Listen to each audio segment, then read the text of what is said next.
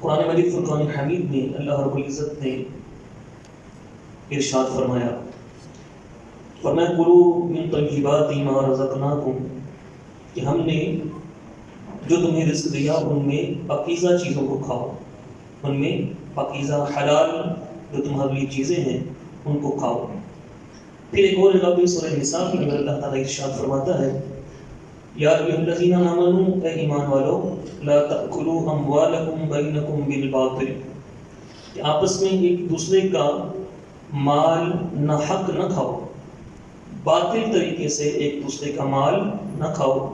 الا ان تکون تجارۃ عن تراض منکم ہاں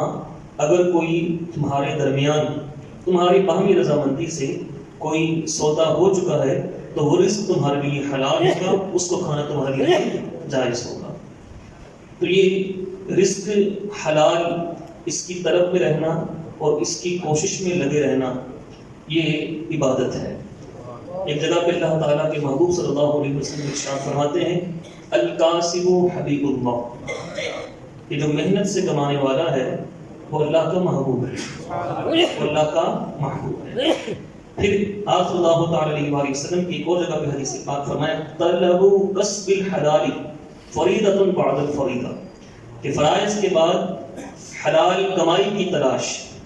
فرائض یعنی نماز روزہ حج اگر استطاعت ہو، صاحب نصاب ہے تو زکوٰۃ، فرائض کے بعد ایک فریضہ حلال کمائی کی تلاش بھی ہے۔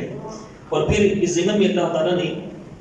فرمایا اور کئی مقامات پر آپ صلی اللہ تعالی علیہ وآلہ وسلم نے اس کی ترغیب دی، فرمایا التاجر الصدیق الامین کہ جو ایماندار سچا تاجر ہوگا، ایماندار بھی ہو سچا بھی ہو،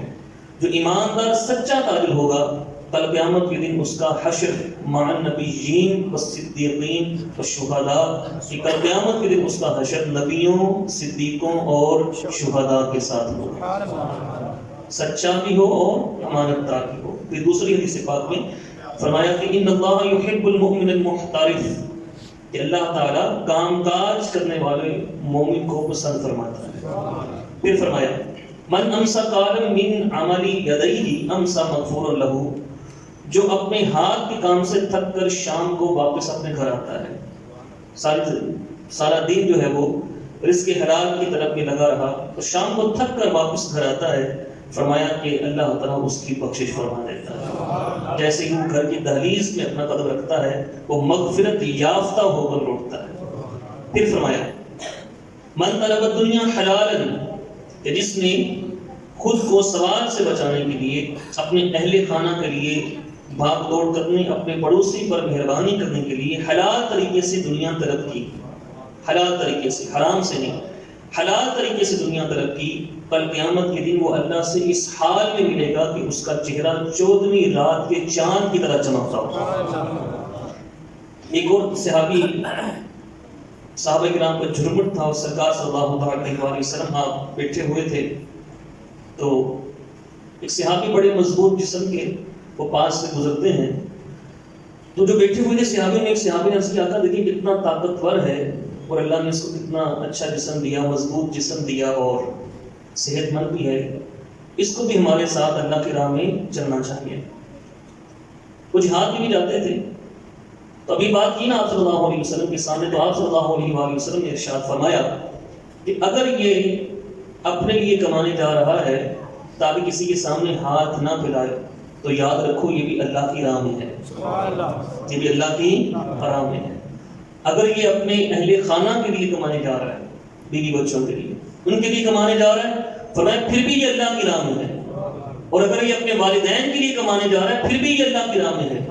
اور اگر یہ اس لیے کمانے جا رہا ہے کہ میں لوگوں پہ فخر کروں، میرے پاس اتنا مال، میرے پاس یہ چیز، میرے پاس وہ چیز، فرمایا پھر یہ شیطان کی راہ میں ہے، پھر یہ شیطان کی راہ میں ہے۔ یاد رکھیے کہ امام ابو یوسف رحمۃ اللہ تعالی علیہ انہوں نے فقہ میں بڑی کتابیں لکھی، فقہی موضوعات پر، نماز، روزہ، حج، زکوٰۃ، نکاح، طلاق، شرکت، وقف، بیوع، پھر اس کی اقسام، اس میں بڑی انہوں نے مضبوط اور مدلل کتابیں لکھی۔ ان سے کسی نے سوال کیا کہ حضور آپ نے تصوف کے موضوع پر کوئی کتاب نہیں لکھی؟ تصوف یعنی روحانیت، اس موضوع پر آپ نے کوئی کتاب آپ کی ہمارے سامنے نہیں آئی، تو تصوف کے موضوع پر بھی، روحانیت کے موضوع پر بھی کوئی کتاب آپ کی ہمارے سامنے آنی چاہیے۔ فرمایا میں نے لکھی ہے، میں نے تو لکھی ہے۔